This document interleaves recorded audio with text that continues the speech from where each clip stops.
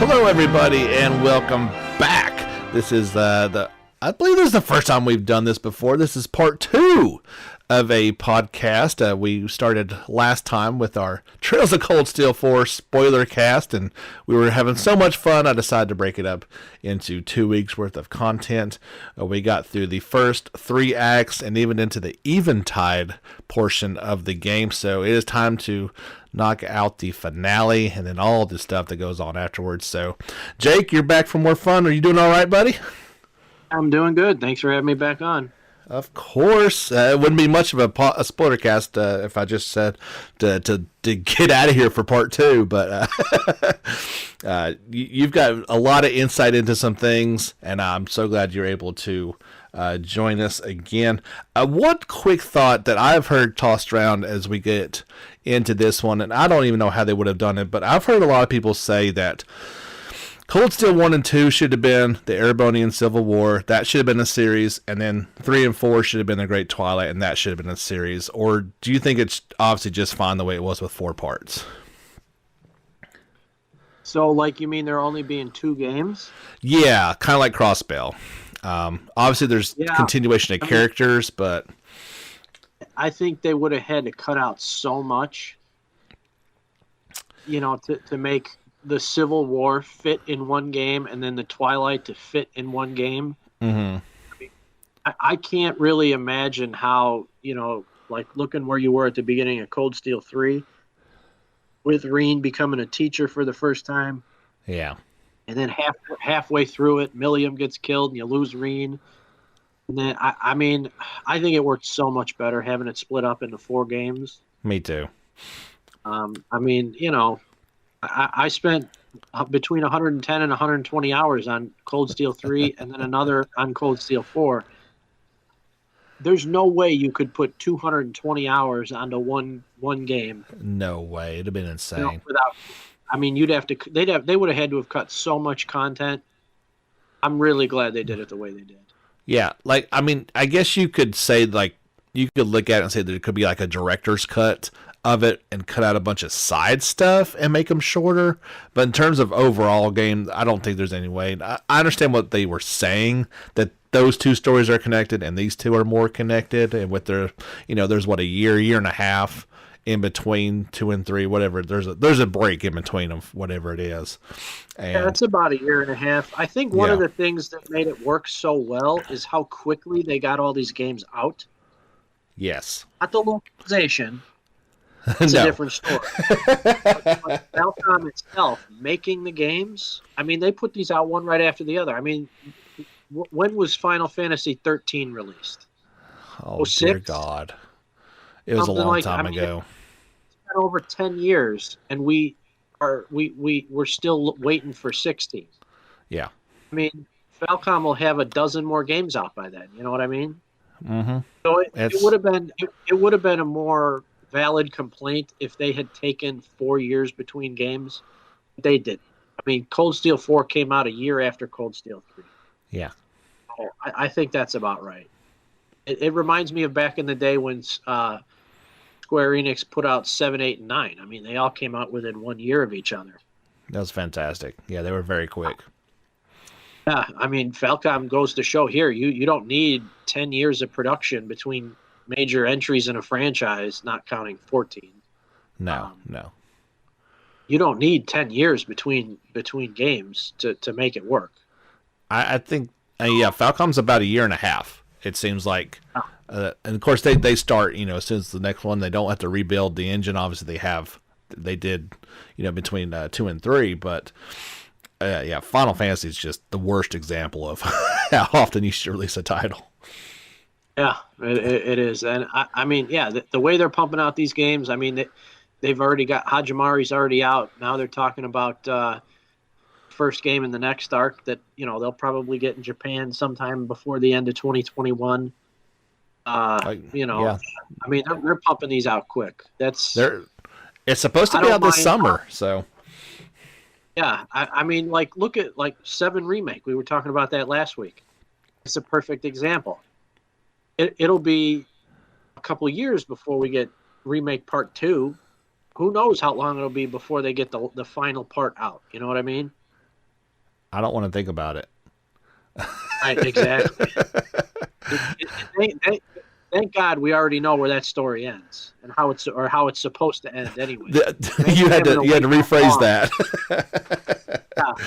How it's Imagine supposed having to to wait end. that long between Cold Steel 3 and 4 to find out what happened to Reed. I mean, that would be honestly. It reminds me of having to wait for the cliffhanger at the end of first chapter in Sky Oh man. because the localist for second chapter. Now that really did take that long.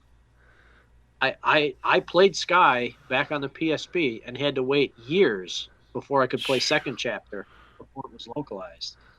Oh, I mean, thank God we didn't have to wait that long between 3 and 4. No, no. I mean, the wait between 1 and 2 was not bad at all. It felt like it, but that was more the localization. That really wasn't, all on Falcom. So, Right, exactly. Yeah. But yeah, that's kind of the way I feel about it too. So we got all the way through the Eventide, the romance, and all that fun stuff in part 1. We are at the finale. The stuff has hit the fan. It is go time. Not before some side quest, of course, but the big awesome event with the salt pails. What did you think about breaking up into these Uber groups of fighters and getting to fight through that? Yeah, I thought that was really cool. I thought getting to do the liberal team for one fight or for one wave, and then the crossbell team, and then a few others here and there. I thought that was really cool. The only part I didn't like was having to do the 5 boss fights back to back. Oh man, that was terrible. Not because it was hard, because it really wasn't. The parties were very overpowered. Yeah. It's just once you didn't know going into it that you were going to have 5 fights back to back to back all the way through like that. No clue. So, if you're just powering through and think, oh, there's no boss fight here, once you get done with that 5th one, okay, maybe I want to quit for the day. And oh no, here comes 5 boss fights and hours of cutscenes.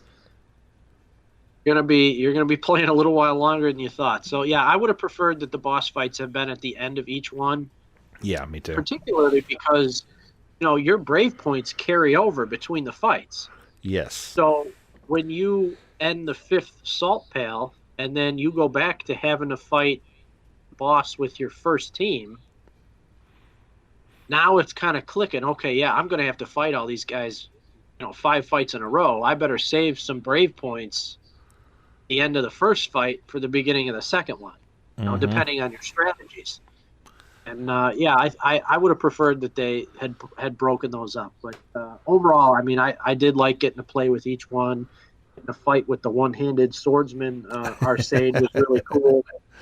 Oh yeah. Getting to use Vita as an overpowered Uber mage was pretty cool. That was the fun. I mean, the liberal team was amazing, but I think the OP team. Yeah, I mean the liberal team was my favorite just because I played Sky and I love Sky. Yes. One of the highlights of the game for me, but it was a lot of fun. It was the only thing. Yeah, like I said, or like you said, the 5 fights back to back. They were honestly they were simple fights. You going into it, you thought it was going to be difficult. Yeah, they really weren't, especially with the final team with Aurelia and Arcade. The guy really never stood much of a chance. But yeah, it just would have been nice to have a break between each one where you could save, come back. Like if you needed to, go to bed or go to work. Oh yeah. Well, that was just it. Like I was lucky in the fact, I've been live streaming and I've had some dedicated viewers who, by that point, they'd already beaten the game because I was slow as a turtle. But they had definitely, there was more than a few times they're like, it's getting late. Are you sure you're able? Because it's going to be a while. And I was able to save before that final fight, or heading into that, and I didn't have to stay up an extra 2 hours. That doesn't work out well for some people. I I agree it should have been one after the other. I actually didn't think you were going to have to do it the way they set it up. I thought it was going to be some sort of like cut scene. They just plow through it because they were so overpowered. You didn't gain any experience fighting the people there. The treasure chests were just simple items. I really just ran through them to get to the boss fight because there was no point in leveling up at all. You couldn't level up. Yeah, I mean there were some of them where the boss fights at the end took longer than the dungeons to get to the boss. It did. Yeah, I mean the dungeons were simple, which wasn't a problem. I mean, if really the only reason to drag out the dungeon was just if you wanted to play with those characters more. Yep. I definitely fought more battles with Estelle and Joshua's team than I did with Lloyd's. Mm-hmm. Just because I have more of an attachment to the Sky team than I do the Crossbell team. Yeah.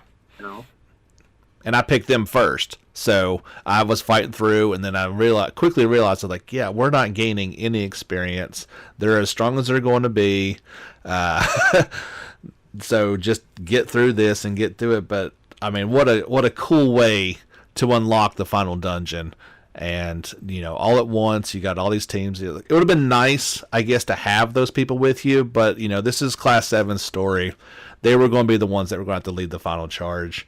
And it was a nice way to kick off the final dungeon. And when we get to Hajimari, then we'll be able to use these guys however we want.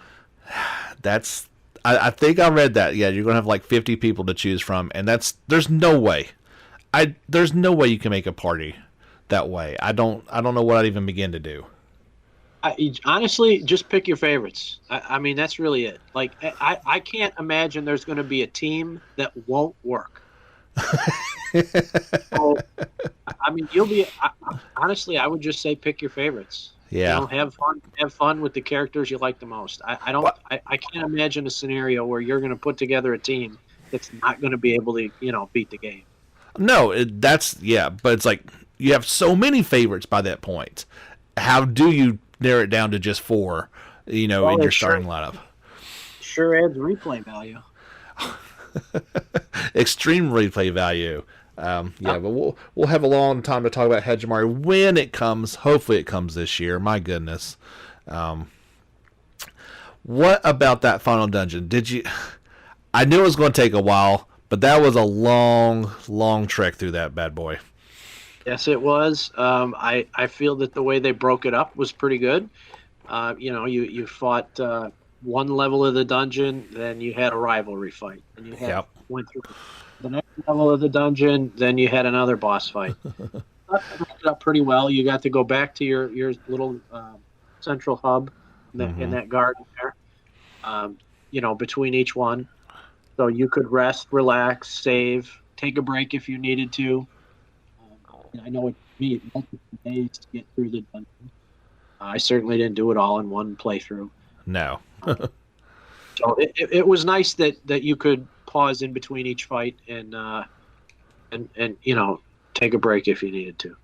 Absolutely. And finally get to knock some sense into Lecter and Claire, who, oh my gosh, these people just frustrate me to no end. And it was good to finally do that, and that you didn't have to kill them. So that was good. I was worried something bad was going to happen at the end, but they finally seemed to come to their senses at the very end. Yeah, I mean, they, like I said last week, they just seem to kind of blindly follow this guy for no reason. And they feel bad about what they're doing. I'm like, well, then stop doing it. Just stop. So, yeah, it felt nice to kind of finally knock them out and say, okay, you know what? By the time you guys wake up, it's all going to be over. Although somebody that we know from Sky has a personal vendetta, he's going to knock some sense into Lecter some more. I can't wait till Chloe finally sees him and slaps him upside the head. Yeah, they. I think I feel like not being able to play third chapter because I don't I don't use my PC to play games. I think I felt like I was missing out on something because I know there was a lot of backstory between them back in their days at the Genis Royal Academy, between Chloe and Lecter and the rest of their little group. So Yeah, I can't wait to finally play that. It's weird that we're in that same situation of we neither one of us played Crossbell or Sky the Third, and neither one of us like to game on our PC, so we're kind of in that weird position of not being able to see that. But I've heard he is Lecter in particular is just treacherous, especially in the Crossbell series. He's awful. See, I don't think it's so much that he's awful, like a bad guy. I think it's just he's up to his usual tricks, just like in the Cold Steel arc. Okay. I don't think it's that he's treacherous and evil. Okay, I think it's good. more just pulling the strings that Osborn wants, and I don't know. Hopefully someday we'll get to play at least the Crossbell games. I think so. I mean, you can now, so that's good. But it surely would be nice to get that updated PS4 version in our hands, and maybe Sky eventually as well, or even Switch. That'd be perfect. Those games would run great on it because they're not that demanding. Yeah, I mean, I certainly don't need them remade into full 3D models like the Cold Steel games to play them. I'm fine just playing them the way they look, because they look pretty similar to the Sky arc. Yeah, no, I had no problem playing Sky. I thought it was very charming. I loved it. I replayed it this past year. Over the summer, I think it was. I played first and second chapter again on the Vita. Yeah, I loved it. So I certainly don't need a remake or even a remaster. I mean, just watching videos from the Geofront translation. Yeah. Just the way it looks. It looks great. It does. So, it sounds great. Just to get an official localization on a platform that's more easily accessible would be fantastic. It would be. It's kind of hard to lug your laptop around and play on it. It'd be nice to your nice little Switch, which is made for games like that anyway. That would be perfect. Yeah, I mean, I have a real particularly powerful PC. I'm lucky. I'm able to connect on Discord and do that. So, we've got that technology mastered. That's about it. Right. Now, what did you feel the relationship was between Sherry and Cedric? Was it a brother-sister type of deal? Obviously, we know if you paid attention to Sherry, she tends to prefer the girls, I believe, is her indication. Oh, Shirley? Yeah. Yeah. I think Cedric is going to have a bit of a disappointment when he finally works up the stones to make a pass at Shirley. He's to find out that he's not exactly team. She's playing for a different team.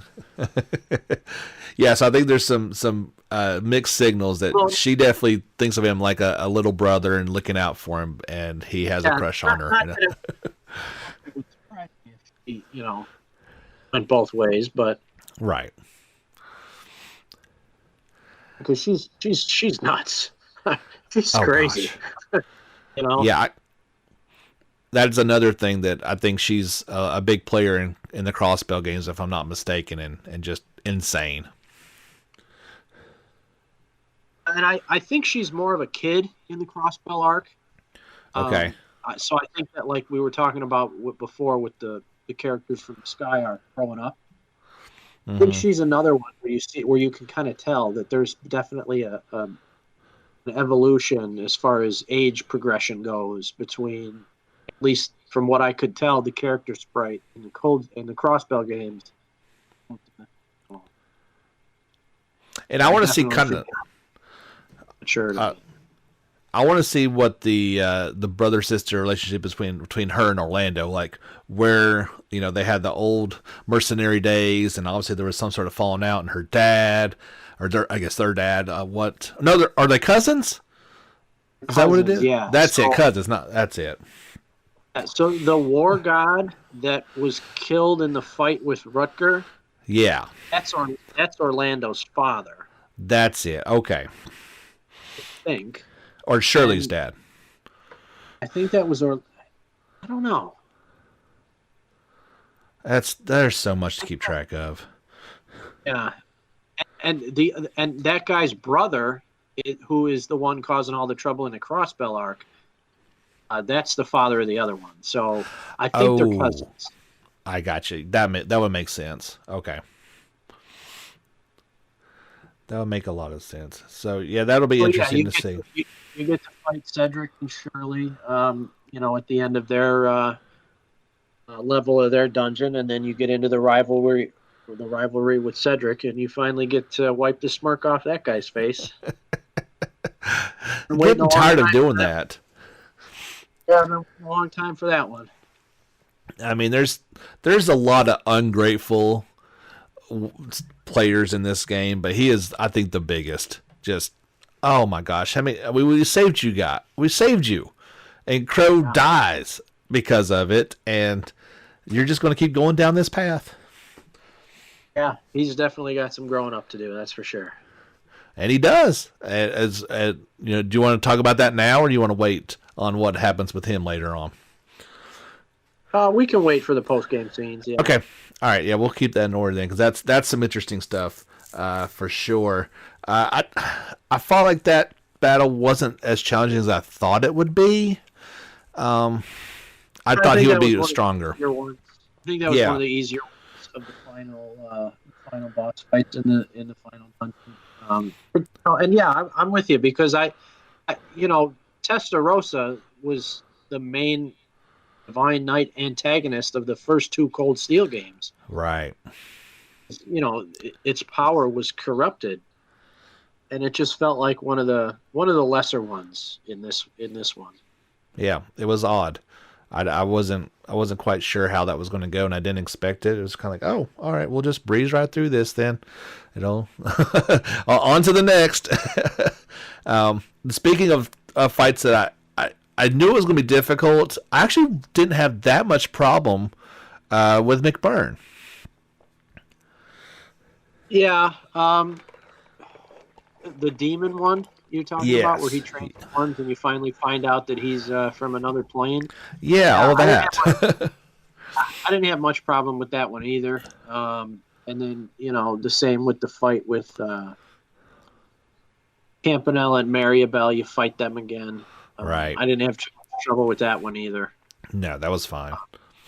It'll be more interesting to see what happens with McBurn moving on. Oh, yes. Well, he seemed to be very upset and was going to go back and have some words with some peoples in Ouroboros, so that should be interesting. Yeah, I'm definitely looking forward to seeing, why he is the way he is, how he got to this plane. So it'll be fun to see what happens with him. I don't think we're going to have to wait too long, because I'm pretty sure he's in Hajimari.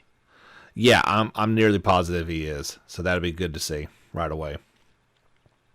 I think I didn't have a problem with the fights in particular. It was he fixated on Fee and couldn't hit her, so we were just able to just knock him silly while he concentrated on trying to hit a target he couldn't hit.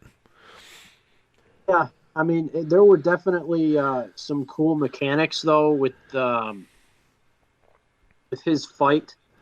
So that even if you quote unquote broke the game, you couldn't really just one shot that guy, because he got some kind of like invincible barrier. Yeah. Whatever it was, to where you had to let certain things play out before you could finally beat him and move on. Mm-hmm. It was very interesting, for sure. Yeah, such a fun character, and you never really know what his motivations are, but that's what makes a good bad guy, and we'll learn a lot more about him. I want to know a lot more about Campanella as well. So it's funny, because we learn so much about our heroes, but then like the bad guys are just as intriguing in this series, and what their motivations are, what Ouroboros is really up to. We've been fighting these guys for so many games now, and they're still sticking around. We can't ever, defeat them outside of a handful. Yeah, definitely. That's good stuff. So we get finally to Chancellor Osborne, who got buff. I mean, what happened with that guy? He was hitting the gym in between a couple episodes. It sure seems like it. Yeah, you put on a fancy coat, and all of a sudden you're ripped and ready to go toe to toe with a bunch of teenagers. So I definitely need to get his personal trainer's phone number. No kidding. Like they didn't quite say. It wasn't even like, "Yo, the Great Twilight, I'm all ripped now." I was half expecting halfway through to rip his shirt off and fight with kind of like the final boss or one of the final bosses there in Persona, where he goes shirtless and gets all buff, but that didn't happen, thankfully. Right. Yeah, his fight. I didn't think his fight was too challenging either. I did think it was cool that you got to use several different waves of your own team. Yes. So everybody kind of got into the action. None of the fights were particularly difficult. So if you only focused on certain characters and building certain characters throughout the story, it's not like you got stuck at the end of the game because you had to use, like, I think it was, 12 different characters or something like that. Yeah. Or maybe even 18 between the three different waves for that fight. So it was a nice touch. Yeah, I made sure I had my main team as the last one to face him and just get through it until that point. And once I knew I could get Fee out there and Reen and the girls, I knew it was gonna be game over for Osborne.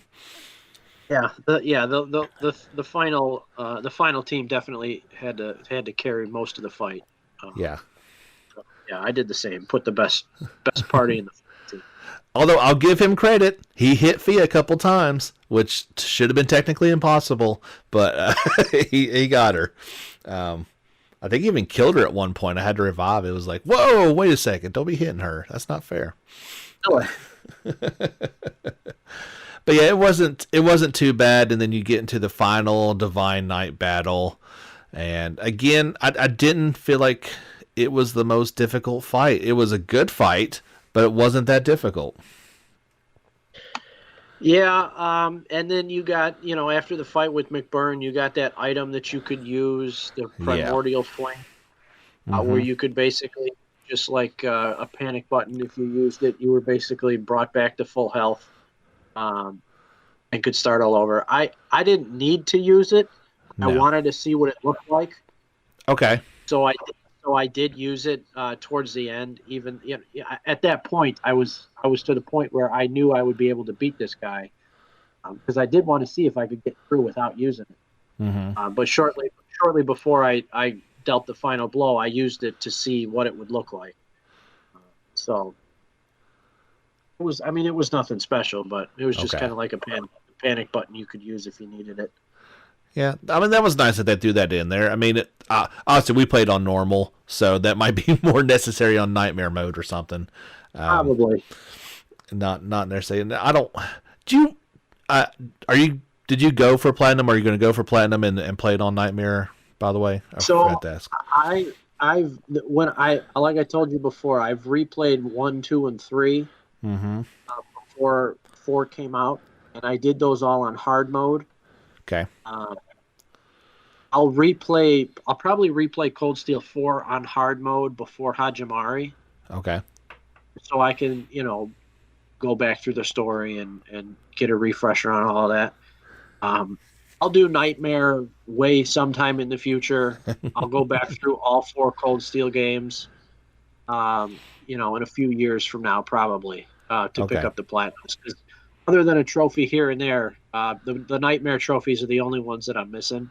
Okay. But I just put probably 500 hours in between all of these games, doing the second playthroughs. Yeah, that's a lot of time. Cold Steels 1, 2, and 3 went by a little faster. Yeah. Than 4, but I'm not going to go through and do them all again right now. No, it'll be a while. But I'll definitely do Cold Steel 4 again. We were talking about retirement before we got on the air, so maybe that's a good time to go for a Nightmare after you're retired. Yeah, well, hopefully the console still works. I mean, I got like 30 years to go before retirement, so I don't know if the Yeah. PS4 will be working by then. But I don't know. They don't seem like they're built to last that long. Uh, or the discs that we play on, that might be a bigger worry at some point. But so yeah, that was I thought it was a perfect ending fight. It got some, you finally get to fight this guy other than the first, in the first chapter. But then it gets interesting. And so, did you know about the normal ending and best ending when you did it the first time? I did. Okay. I knew that there was a quote unquote normal ending. I think that should have been the bad ending because I thought that ending was terrible. It was. For 9 games worth of build up to get what they considered the normal ending was a huge letdown. Yeah. But I knew going into it that there was a normal ending and a true ending, so I knew when I first saw it that wasn't the end. Okay. But looking at it from the perspective of someone who didn't know, if that was all they got, if I were them, I would have been pretty upset because I thought that normal ending was pretty bad. It was bad. Like, I understood it because if that was all you had to know by, then I think that's probably the right choice that Ring makes. If he thinks that's the only way to end the Great Twilight, then he would happily sacrifice himself to do that, right? I agree with you. I just think that, I mean, from a narrative perspective, it was fine, but I just think from a payoff perspective, oh yeah, it was terrible because he makes his choice and he sacrifices himself, and then that's it. Yeah, game over. Right? Like, I didn't think that was the ending worthy of a 9-game arc. Absolutely not. It makes sense from Ring's perspective. That part I get, but I'm glad that it was not too difficult to unlock the true ending. No, I feel like they did if they're going to go that route, they did a very good job of making it at least accessible. It wasn't, like me with Royal that I messed up and now I'd have to play the whole game again. No, you just need to go back to that before the final fight. There's a way to go do it. So if you guys are listening to this and don't know what we're talking about, there is a true ending that you need to get. I don't think it is worth doing those final fights over again and the additional fight. Absolutely worth it. Yeah. So the way you unlock it is you have to beat all 5 cryptids. Mm-hmm. And then once you beat the last cryptid, Koval will call you and unlock a hidden side quest. And once you complete that side quest, you'll get a special item. And I don't even know if that item appears in your inventory. But it'll basically add an extra scene after the Osborne fight. And the story picks up from there. Yeah. So, if you don't know what we're talking about, look in your arts menu and see if you have all 5 lost arts. If you don't, go get them all. Beat all 5 cryptids. Did you? So when you, because I beat them all beforehand. So what happened to you? And you had to leave the final dungeon. Did you have to go back and defeat the cryptids you were missing, or did they give you the quest right away?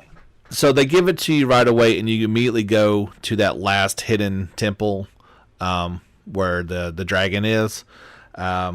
What was funny is I had went to that place because I was trying to complete the fishing subquest, but that dungeon doesn't show up until a later scene. And it's funny because in the cutscene where the dungeon is, you can see an open treasure chest. So I had been to that same spot where that place was, but it obviously wasn't there, and I would have went in there and done that. But So the way it plays out in the main story, if you because you can't complete that until the final day, because the final cryptid doesn't even show up until after night in Crossbell. Yeah, that's pretty messed up, I think. So the final cryptid shows up on top of Stargazer's tower. Yeah, Uh, which I got. yeah, so you can get the other 4 before then, but the last one you have to, it's on finale night. Mm-hmm. But yeah, once you beat the 5th one, Toval will call you, and then you just follow the prompts from there, like most of the other side quests. Yeah. Then yeah, you get to fight the Holy Beast of Earth, which I thought was a pretty nice touch. It was. It was A pretty cool. nice touch. Yeah. And that was decently challenging. It wasn't that easy, but That guy was tanky. He had a lot of health. Yeah, he did. I think it was like 800,000 or it was something a ton of HP. Yeah, he took a while to. I mean, I was never in danger of getting killed by him. It just took a while to whittle down his health. Yeah, that was exactly it. It was never in danger per se, but always, just going. We're going to be here a while. So yeah, when you fought him, then what happened after? Did you have to redo the fight with Osborn? Yes, yeah. So it basically takes you. It's kind of like a ripple in time. So I thought it was Vita who opened it up, but I'm not for sure. You go through this little portal outside the final dungeon, and then as soon as it's done, you get whisked back to the final area, and then you go back and you fight Osborn in the Divine Knight and fight all again. So, but absolutely worth it. Like, yeah. I was hesitant at first, but I did it. Yeah, because I didn't get to see any of that. I didn't know who took you away to that. I didn't know if you had to fight Osborn or not. Yeah. When I reloaded the game after the quote unquote normal ending or the bad ending, it just took you right on as if you had, where it would have picked up if you had beaten him. Right. Yeah, that's basically what it says. Like there's a ripple in time or something to that effect, and do you want to be taken back to before the Osborn fight, and you had to say yeah, and then you head outside, and there it is. I read in one of the interviews they had with Kondo, the producer, originally that true ending was going to be locked behind every side quest. So you would have had to have done every side quest throughout the game in order for that the hidden side quest to unlock. Wow. And he decided against that. Now, I don't know if there would have been that ripple in time that would have allowed you to go back and knock that one out quickly or not. They maybe kept that in there. Who knows? Because in the main game, that quest was only locked behind the cryptids. Yes. I don't know if they would have kept that little ripple in time or not. Initially, locked that. They were originally going to have it locked behind every quest. Wow. Maybe they had a nice compromise on that. Like, okay, let's do it this way. This seems more fair. I think they made the right call there. I do too, because as far as I know, this is the only time there's been alternate endings in a Trails game, right? Yeah, I think you might be right. Obviously, I don't know about the Crossbell games. I know there was some kind of weird timeline manipulation thing with Zero no cassette. Okay. But with AO or whatever her name is. I thought it was the first one. I think it's the first one. I'm not sure. I mean, like I said, I never played them, but I don't know if it was a true quote unquote alternate ending. I think it was just here we are fighting the final bad guy. Things don't go our way. It's part of the story where you have to redo everything. I see. You might be right. This might be. I hesitate to use the word alternate ending because the game makes it pretty clear that that's not the way things are supposed to play out. No, you're right. And it gives you easy access to go back and set things up so that you can get the true ending. Well, the true ending is the true ending because we all know who's in Hajimari. Yeah, right. If you see any kind of picture or for Hajimari, Rin is still there. So yeah. Yeah. I'm glad they didn't make it too difficult to go back and on.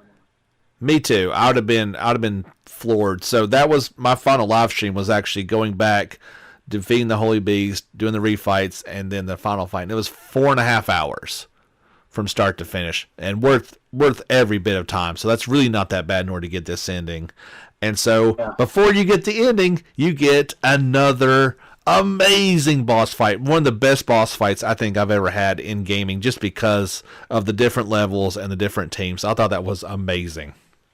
Yeah, I thought that was really cool too. Everybody from the Salt Pails comes back. You can, I think you can set them up however you want, can't you? Yes, yeah. You can make pretty much 3 Uber teams. And then so you got one team focuses on arts, one focuses on physical attacks, and you got to knock out parts of the boss that prevent the main part, because normally the main part is immune to damage. Mm-hmm. Knock out. Basically, you got to take out his physical shield and his magical shield with your other 2 teams. Yeah.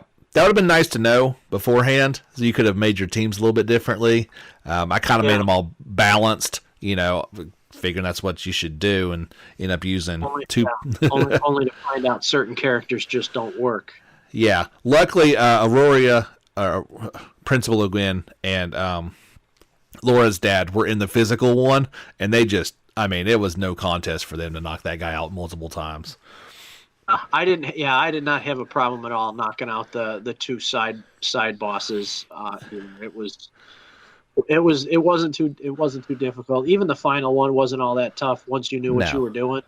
Yeah. Once you got the shields down, and he could revive the shields if you took too long. That was annoying. I think he revived him like twice on me.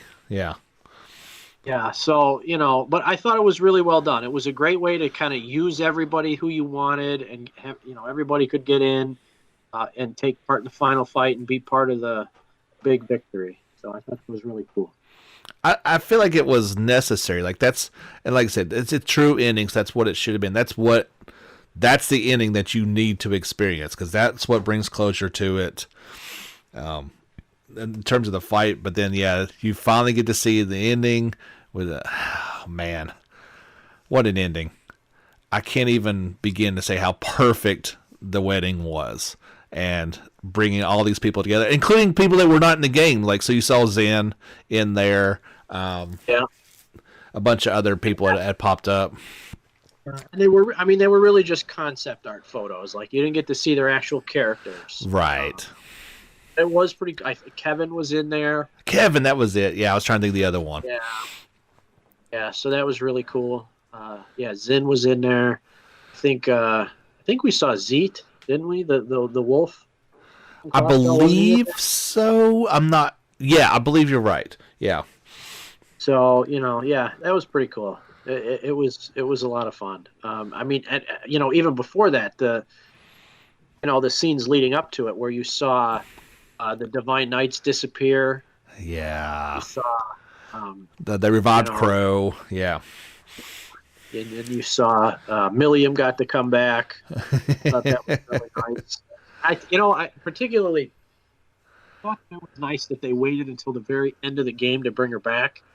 Yes. So Milliam and Altina pretty much fight the exact same way. They didn't need them both. Exactly. So I thought that it was a pretty cool, from a narrative standpoint, pretty cool the way that they decided to wait until the end of the game to bring her back. And then that's the part where you got to see Cedric decide to go with Shirley.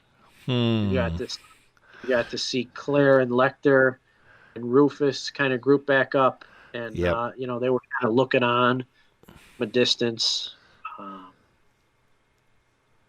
So it was all really well done. And then of course the Divine Knights leaving was emotional for sure. It was. I didn't think about that one. But to see these giant hulking things of metal to have emotions and to feel bad, but it had to happen, right? Val like a party member the entire, not through Cold Steel 1, because you don't get them till the very end, but Cold Steels 2, 3, and 4, felt like he was part of the party. Yeah. You know, It was a really good part of the party. felt like the major casualty. Yeah, when he couldn't speak, that was rough too. Yeah, but even losing him at the end, he's like the main party member we lost at the end Yeah, of the game. he was. So, Now, did you foresee Milliam getting her new body? Like, did you put that together when you saw that, not casket, but that thing there at the Black Workshop? Did you kind of think that's maybe what was going to happen? no, No. Okay. no, I didn't see that coming. I wasn't surprised that she came back at the end of the game. I just didn't. I never really thought about where's her body going to come from. I never really, Okay.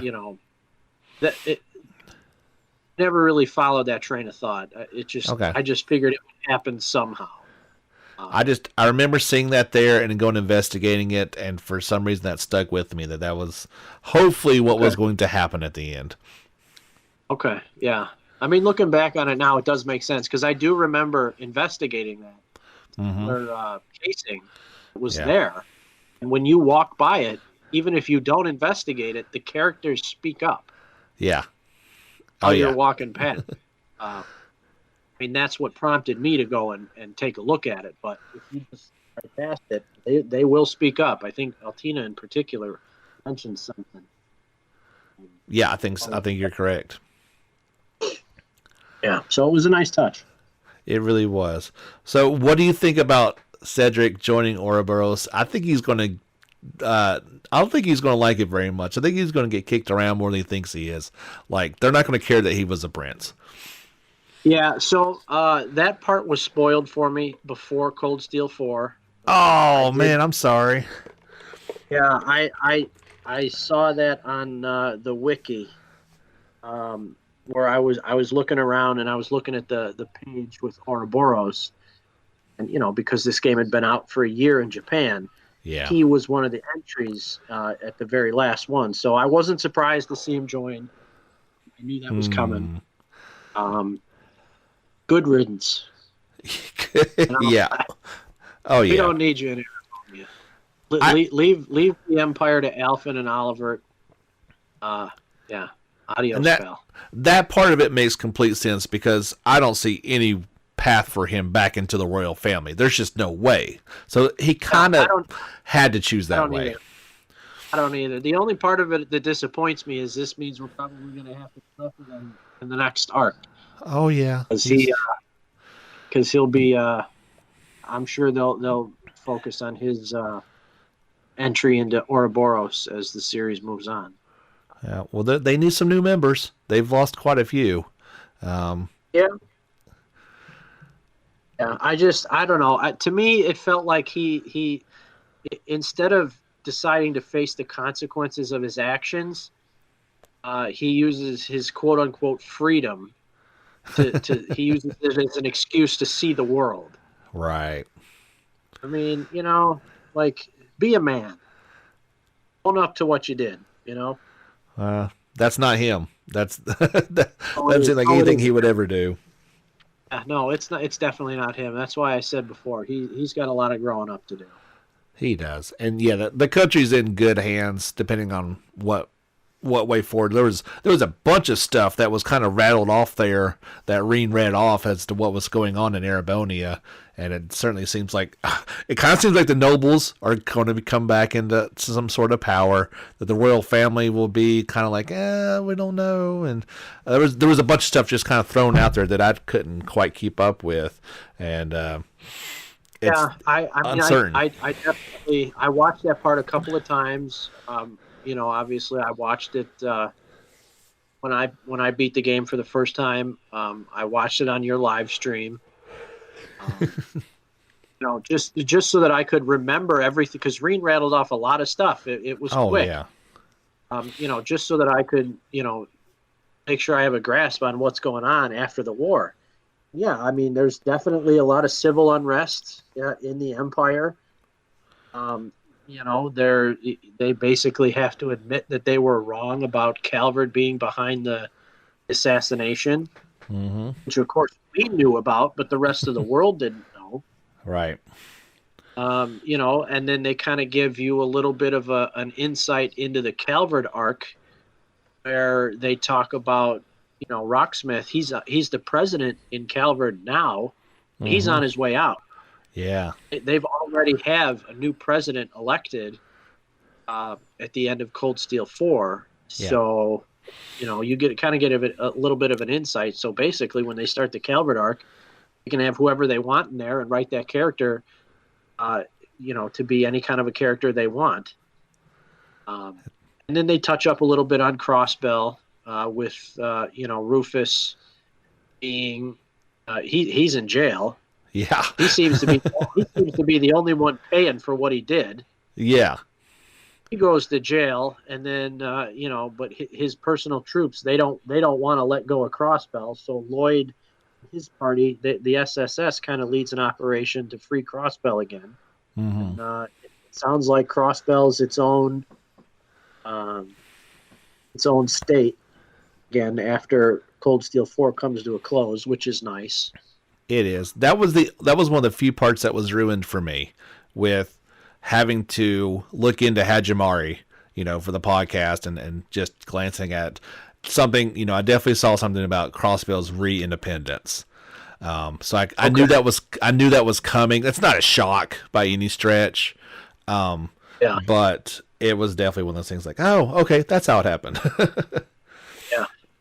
Yeah, and with Crossbell going free, obviously, then some of the other countries who are annexed into the Empire, they look at that and they see, okay, well, maybe I want to be free now. Yeah, Jirai and Northumbria, they start to talk about their independence. So who knows? There might be some kind of civil wars going on in the future there. I would imagine that they'll all break away if possible. Why would you stay a part of it if you didn't want to be in the first place? Yeah. And then they talk about, Lecter and Claire.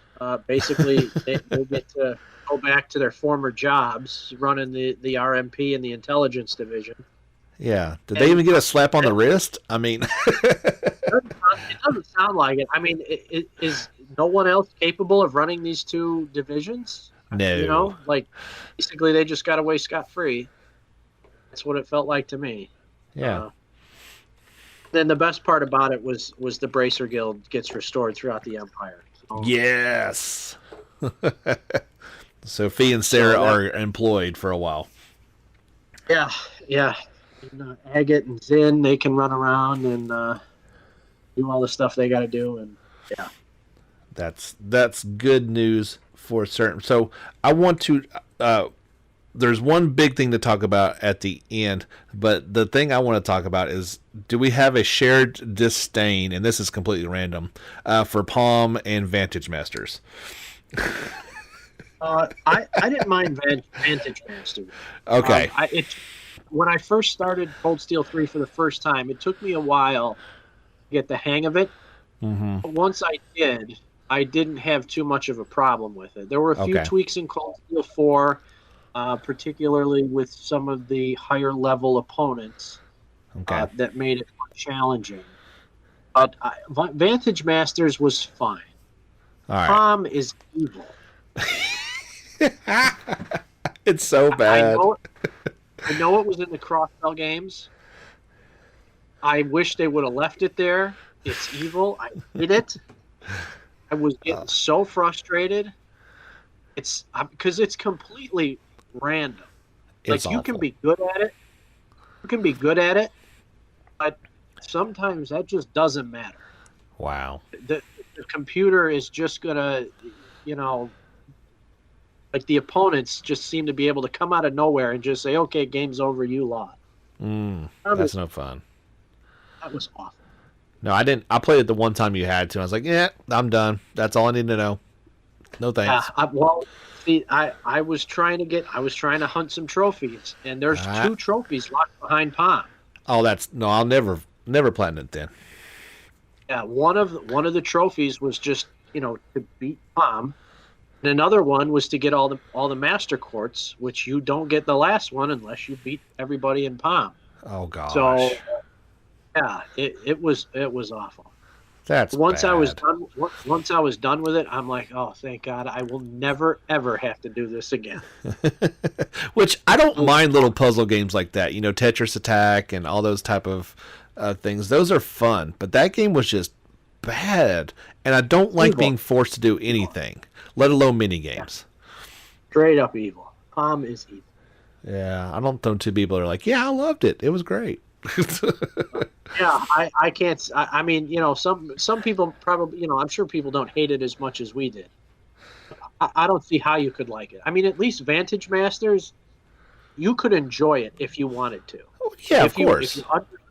you understood it, uh, you know, you could enjoy the challenge of it Hmm.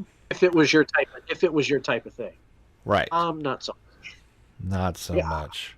I'm all for Tetris and all the games like that, where this wasn't like that. It's you had your own side of the board where you were doing that, and that could be fun. Since you were competing against one of the other characters, could just end the game, which it felt to me like they could end it whenever they wanted to. Mm, It was brutal.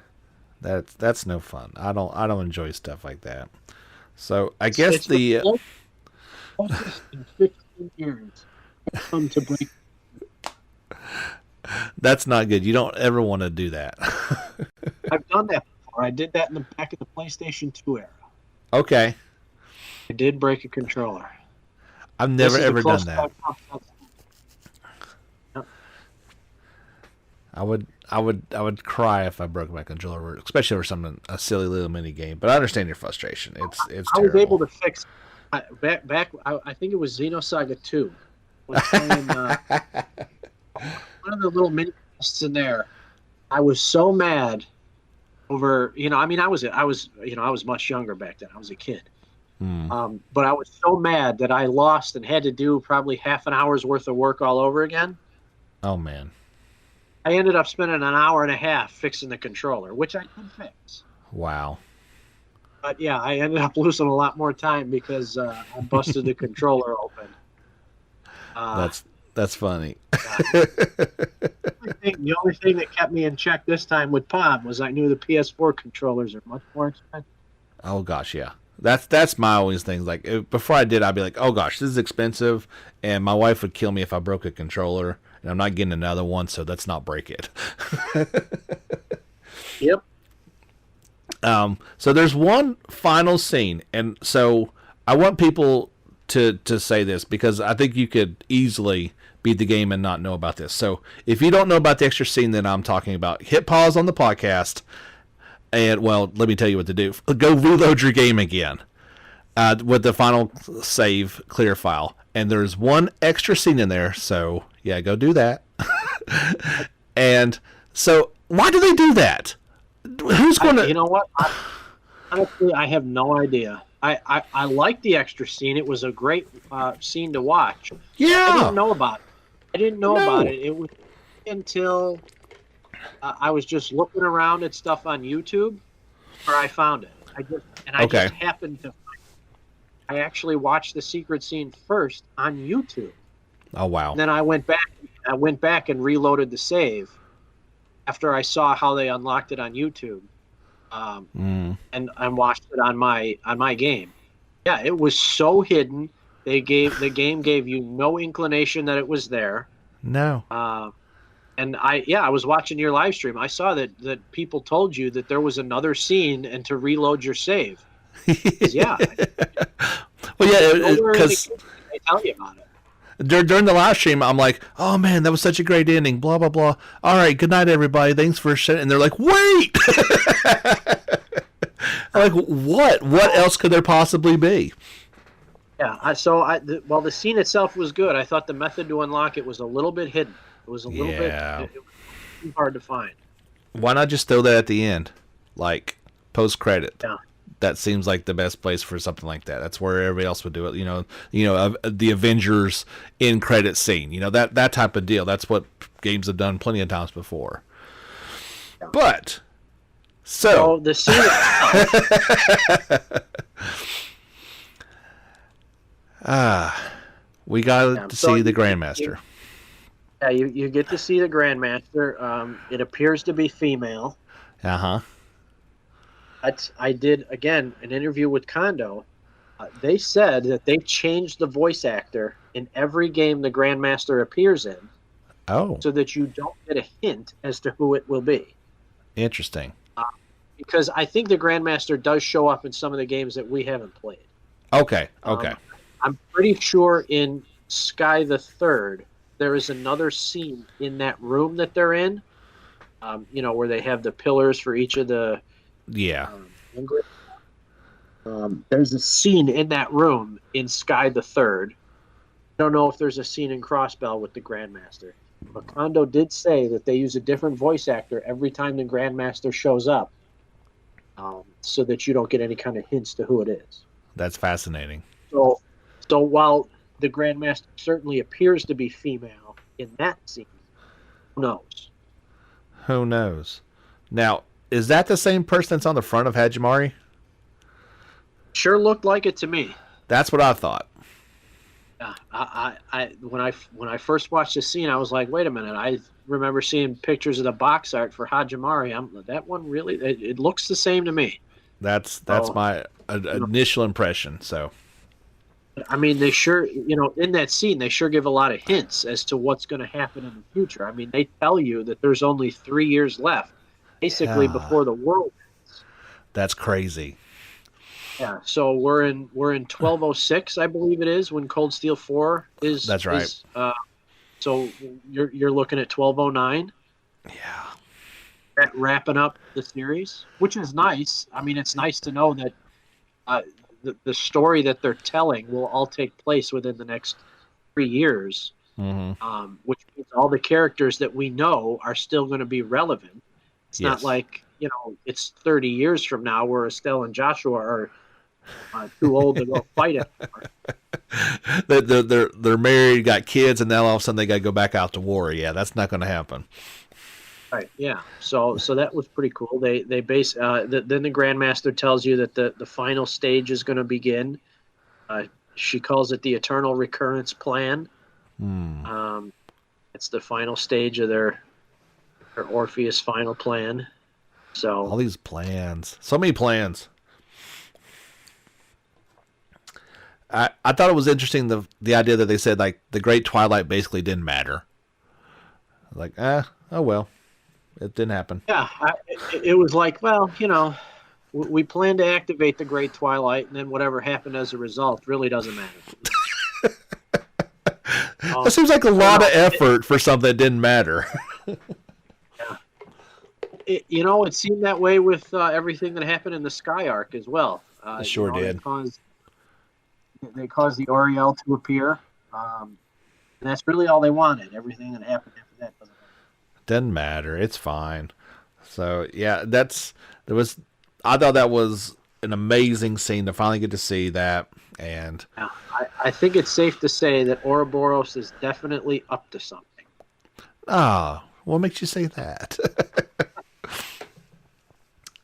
I don't know. It certainly sets the stage for Hajimari, no matter how long we have to wait for it. And that does seem like that will finally end kind of that arc of it with, Trails to Black moving to Calvard. And that, I believe that's also in 1206, if I'm not mistaken. So it's going to pick up right after the war. That's cool. Yeah, and speaking of Hajimari, one of the things I wanted to make sure we talked about, did you read the 3 and 9 novels that you collected throughout the game? So I did not, and I think it's because I didn't collect them all. That's something I need to go back I could probably just look it up and get that all, because those are characters that are going to appear in that game. So I believe that the 2 characters were the main characters throughout the novel. They are 2 of the main characters in Hajimari. Yeah, they're part of that third new arc that we don't, you've got the Crossbell people and you got the Erebonian people, and then it's they along with that new Rosenberg doll. That's kind of that whole arc with that masked person. Yeah, so I would definitely recommend to everybody and the novels are interesting. I mean, they're long. It's a long novel. It's not a difficult read. It's an engaging story. It provides a ton of backstory for two characters to play a major part in the next game. So it's Hmm. definitely recommended to read those. Probably more so than any of the other novels that we've collected in Cold Steel. It's definitely those are probably more recommended to read than any of the other ones in the past. That's yeah, because I've never been big on that. I know yourself and like Jordan and a bunch of other people, they love reading those stories. It just didn't really interest me, even though I knew it would be beneficial. There's definitely Yeah. another Well, person. I was going to say in that final wedding scene, it's a blonde-haired male character, and then there's another girl that are also in Hajimari. I think they may have shown up in the Crossbell series, but they showed up for the wedding. They're going to be big characters in Hajimari as well. yeah, I don't recall who those were. I don't remember the characters you're talking about. Yeah, there was a lot of people going on there, so it was tough to see it all. Yeah, you definitely get a lot of backstory. The backstories are pretty tragic for the two. I mean, they're just kids. Hmm. So they have a pretty rough life. Obviously, I don't know how much of it will be explained in Hajimari, or if they will have assumed you've read the novels. Um, yeah, so they'll be pretty good characters, I think, in the next game. I think I think we're in for something pretty cool. I think it's going to be very different in terms of gameplay from what we're used to, but I'm definitely looking forward to it. I Yeah, I think you're right. But so far, Falcom has not let us down. I don't see there's any reason to think that Hajimari won't be as good. Um, from a narrative.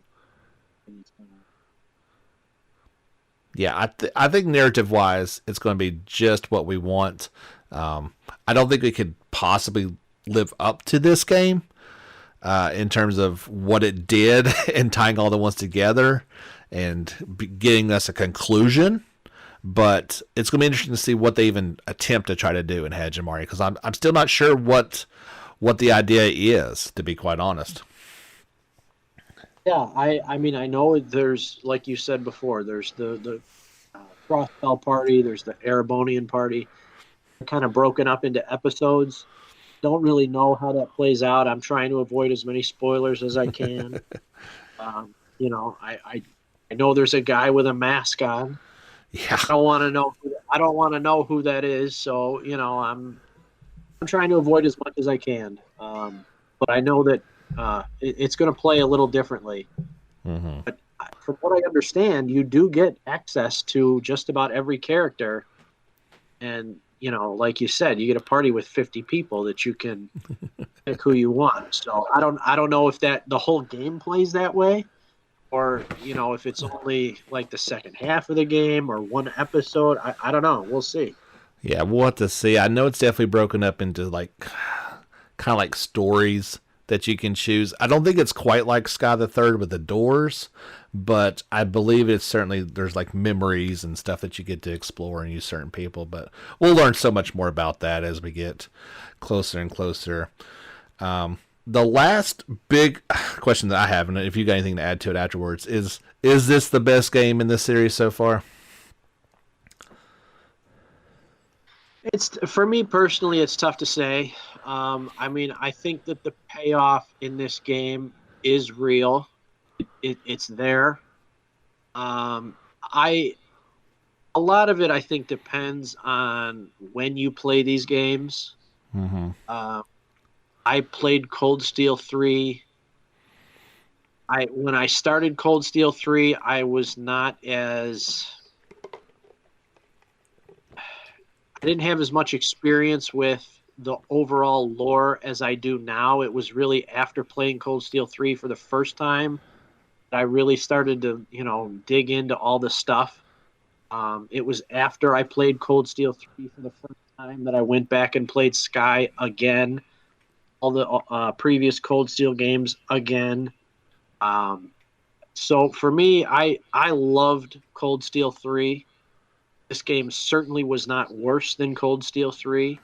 Um, I just have such fond memories of playing Cold Steel 3.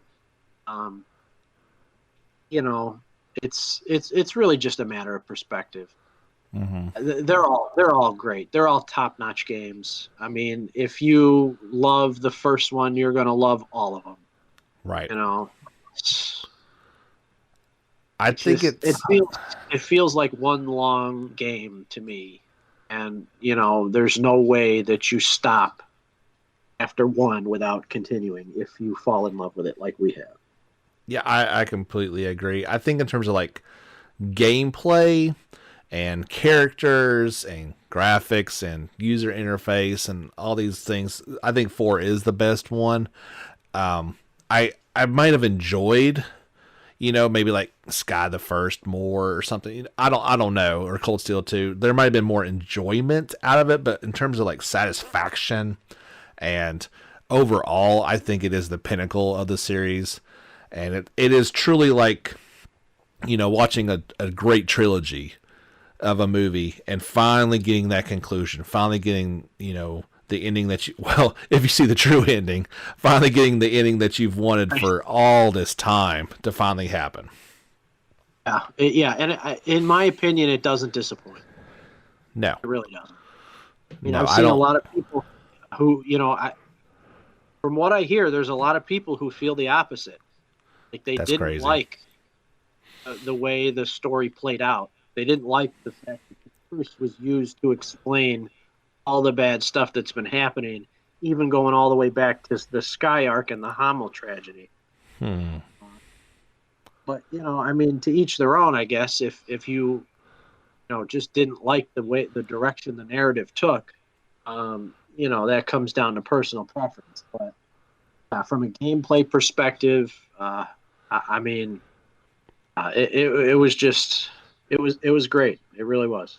Yeah, it's one of my favorite examples of a very good turn-based battle system as well. Like I have heard some things along those same lines. I've heard some people say like they're done with this, like this type of gameplay. We've played it for so long, they kind of mastered it, don't want anything more to do with it. I don't know how I feel about that just yet. And we're going to get another one in Hajimari, so don't get too unused to it yet.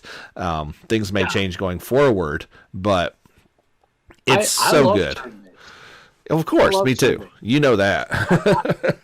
I don't see why certain developers, Square Enix, have it in their heads that turn-based is just, people hate it all of a sudden. Like the way people are living their lives nowadays, turn-based is just too boring to them. I don't understand that. I don't get it. Dragon Quest XI proved that that's not true. Exactly. Dragon Quest XI was a huge hit. Everyone who played it loved it. Nobody complained that the battle system was boring. Why do you have to change Final Fantasy and go to an action-based system? You know what I mean? I don't understand it at all. If you want to make an action-based JRPG, go for it. But keep Final Fantasy the way it's been, the way we grew up loving it. That would be our opinion. I mean, I think the people who like our genre, and granted, it's a niche genre, but I think the people who like it stick with it. Yep. Well, look at us. More of an system encountered, so we'll see what happens. I'm not nearly as hesitant about Falcom changing things up as I was when I heard that Square Enix was going to do it with Final Fantasy 15, 7 Remake, and now Final Fantasy 16. Yeah. I think Falcom has earned the benefit of the doubt, whereas Square Enix proved that they kind of don't. Yeah, absolutely. I mean, Square Enix, like you said, has no further reason to look but down the hallway at Dragon Quest XI or across the street down the road at Atlas with Persona 5. I mean, huge successes in turn-based. And then now Falcom with Cold Steel and their entire series is like, why? There's plenty of action RPGs. We don't need to change turn-based into that. Yeah, and the changes they made with Cold Steel, the changes they made with Dragon Quest, and the changes they made with Persona 5, from 4 to 5, all of those were improvements. Oh yeah. Made the experiences more enriching. They didn't change the formula that already worked. All they did was improve upon it. Yeah. So the only thing I am thinking that maybe Falcom is looking at, and I don't know how familiar you are with, is like Atelier Rise's battle system, to where it is still turn-based. However, you're pressing the button more than one time. You're pressing different buttons. There's more action elements to it. But at the end of the day, it is still very much turn-based. Yeah, we'll see. I mean, like I said, Falcom so far with everything that they've put into this series, they've earned the benefit of the doubt. So we'll see. We'll see what happens. Yeah, I am completely cannot wait to see what they do with it, and we will either be very happy or very sad when that happens. But we're talking years from now. We're nowhere near that game. Yeah, well, I don't know. I mean, they should see it in Japan probably by the end of 2021. Yeah. So, I mean, it'll be a while before we get it, but we'll at least be able to look at it and see what kind of changes they've made. That's true. I mean, they're saying summer. I feel like that's a bit ambitious. So even at the fall, they'll get that game before we get Hajimari. We already know that. That's kind of the way it goes with with us. So, but we'll at least get to see it in action. That's probably my biggest complaint with Falcom is their. Yep. I wish they would move towards worldwide releases. I mean, I know that we're a game behind, so we'd have to catch up first. Personally, I'd have no problem with them releasing Hajimari in the fall and Trails to Black in the winter. I'm okay waiting to play Trails to Black, even if it sits on my shelf for a month while I finish Hajimari, if it means we can get these games as worldwide releases moving forward. Because then we don't have to worry about localization issues, That'd be nice. causing delays down the line. That would be nice. It certainly seems that NAS America has their hands completely full and just cannot handle this volume in a timely fashion. It's too long. I wish that Falcom would move toward a worldwide release, but I know they're a smaller studio, compared to the bigger ones like Square Enix and Atlas. So I don't know that that's something that they are able to do, but I sure would like to see it someday. It would be nice. I don't know either. I mean, obviously there has to be some success from all these titles, so there's more money coming into the coffers. It's just, I mean, there's always going to be a delay, I feel like, in some way, shape, or form, but if we can get it under a year, closer to 6 months like other ones, I mean, that would make me more happy. The year and a half stuff, and when the next game comes out before this, where you see that one, that's a little bit harder to swallow. Yeah, and like you said, the success of these games is definitely going to help that. I feel like having Cold Steel 3 move to the Switch, pretty soon Cold Steel 4 coming out for the Switch, I think that's really going to shine a light on the series where, we haven't seen it in the past. I feel like Cold Steel 3 was a huge step forward as far as, spreading the word of this series. So, obviously that's going to mean more money in Falcom's pocket, which means hopefully they start catering a little more towards the Western markets and the global markets for this series, as it gains more and more popularity. Yeah, I mean, you mentioned Switch and PC added on to that too, is that they have gained a whole different market with all those titles being available on Steam. You can actually play the original trilogy. It's a novel concept. So yeah, the only thing that worries me the most is I do hear that the Switch is starting to, the Switch is at the end of its life cycle. Yes. Which kind of stinks because I just got my Switch for the first, my first Switch, I don't know, a little over a year ago, probably. I hadn't bought one until the Switch Lite came out. Okay. Because I mean, I've never had a Switch that hooked up to the TV. I've only played it handheld. Gotcha. So mine is fairly new. And to hear that it's at the end of its life cycle is kind of a bummer, because I've had, a lot of fun getting some of these new games for the Switch and playing them handheld. And, who knows what kind of console they're going to come up with next, but it's hard to say. I personally think, and we're getting completely off topic, but it's fun. And I think there's going to be an quote unquote HD upgraded Switch before we see a completely new model. I think that the formula is way too popular for them to abandon outright. They've been going, with the Wii U, they kind of got halfway there, and they got it nailed just right with Switch. And it's still, I mean, from what I played the demo of like Bravely Default 2, that system still has a ton of power in it now that's made for that system. When you look at a game like Cold Steel 3, where they had to really, kind of dump it down to 720 max resolution, and I'm sure there's a bunch of other stuff that you have to do in order to get it down to that tiny little cartridge. That's where it needs to be, kind of just an upgraded system, not necessarily a whole new architecture. Yeah, that seems to be Nintendo's MO. I mean, they went, they had the DS and then the 3DS, very, very similar systems. Then they did the same with the Wii and the Wii U. Mm-hmm. They are with the Switch and the Switch Lite. Oh, it seems like they're just upgrading their console, in each version of their generations. I don't know. I mean, eventually it'll mean, of course, that you'll have to buy a better Switch, but we'll see. Yeah, and look what PlayStation did with PS4 and PS4 Pro. I mean, it's not that different. I don't believe. I don't even have a PS4 Pro. I'm still using the same PS4 I bought when it, first came out. Okay. I went ahead and upgraded. I felt like I wanted to, but I feel like it's going to be a little more necessary with this one. Kind of like, Nintendo did try that with the new 3DS, so that you could play Xenoblade Chronicles and nothing else on it. So I hope we don't get a repeat of that type of idea.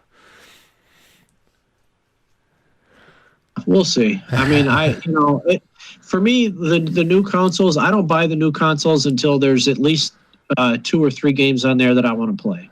Right, that's a good strategy. I don't have a PS5. I'm sure it'll be at least a year before I get one. Any of the titles for our genre that are available on PS4 and PS5, I'll get them on PS4. Yeah. I already have one. So... I mean, when PS5 was announced, the entire lineup of games, none of them really appealed to me. The one that I looked the most interesting was the Harry Potter one. Yes. Which has been delayed. It's been delayed. So, who knows when that's coming out. And then there's Final Fantasy 16 now, which has been, announced since the PS5's debut. But who knows when that'll come out? Nobody knows. Yeah, I would imagine that at least Remake Part 2 would be on PS4 and PS5. Probably. So I'll probably stick with PS4 for that, unless I already have a PS5 by the time it comes out, but I doubt it. So I don't know. We'll see. Yeah, this is going to be a weird generation. I think, typically games move to the next one fairly quickly. I don't see that happening, and I've not seen that with any of the release stuff coming out here soon. Is PS4 in particular just has such a huge install base that developers can't ignore it. And, already like with Ryza 2, there is a PS5 version of a PS4 game, but you're talking about a slight bump in graphics. It's not a new game by any stretch. And it's certainly not worth buying a PS5 just for that. No, it's not. It's going to be a while. So, yeah. I think the biggest thing with this new generation of consoles, the PS5, the new Xbox, this generation is going to be the death of the physical release. That's a shame. I mean, they're pushing hard for it. Sony released a cheaper version of the PlayStation 5. Yeah. Doesn't play physical games. So, to me, that's a shame. It really is. I understand I'm fine with having both, but it does, sound the death knell for it. This will probably be the last generation. I don't see PS6 having a disc tray. You're right. Yeah, and that's unfortunate. Which that means you won't be able to even play movies, because movies are even moving towards a streaming yeah area. I mean, everything's on Disney Plus or Hulu or something like that. I still got a full catalog of DVDs that I'll have to go back and fire up the old PlayStations just to play. Yeah, dust off the DVD player. Well, I'm different with movies. I don't care. Like, I can't tell you the last movie that I put into a system to play. But games are different because it's a collection, and that's what I'm always going to collect. And you're talking about a lifetime of collecting. Yeah, and that stinks. My collection goes all the way back to PS1 and Game Boy Advance. I've still got them. That's awesome. I've still got a lot of those games. Unfortunately, they're not going to be playable for much longer. We should have another podcast where we just sound like old men and stand around complaining about new technologies. I could talk about that for sure. Listen, man, I still get the newspaper delivered in the morning, physical. Oh wow! I was wondering who was doing that still. I'll dust off my cane and my walker and hobble down the driveway and tell the kids to get off my lawn as I go to pick up the newspaper, and then sit in the rocking chair and sigh when I sit down. Exactly, and then pick up your Switch and you start playing. Yeah. That's right. All right, buddy. Let's we'll put a bow on this one. We got a little bit rambly there at the end, but that's okay. That was fun. Are there any? I don't guess you have any final thoughts we need to wrap up with here. No, it's just the Cold Steel series and Trails as a whole has been great, and I can't wait to play Hajimari and then find out next arc where it goes from here. I'm looking forward to the story they continue to tell. Absolutely. And as soon as we start getting some more concrete details, maybe we'll do a look back, and that gives us a chance to try to play those old ones, and we can have a big old giant Trails podcast at some point. That'd be a lot of fun.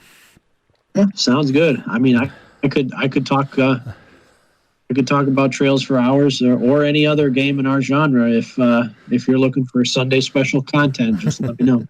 As we've proven, between the two, we've talked for about 2.5 hours about one game. So I think we could do that. We'll have a whole series on that. Sounds good to me. All right. Well, Jake, appreciate you so much for coming on and talking with us, and I'm sure we'll have you back here real soon. But before we go, why don't you tell the good people goodbye and what they need to do? All right. Well, thanks a lot. Until next time, get back out there and level up.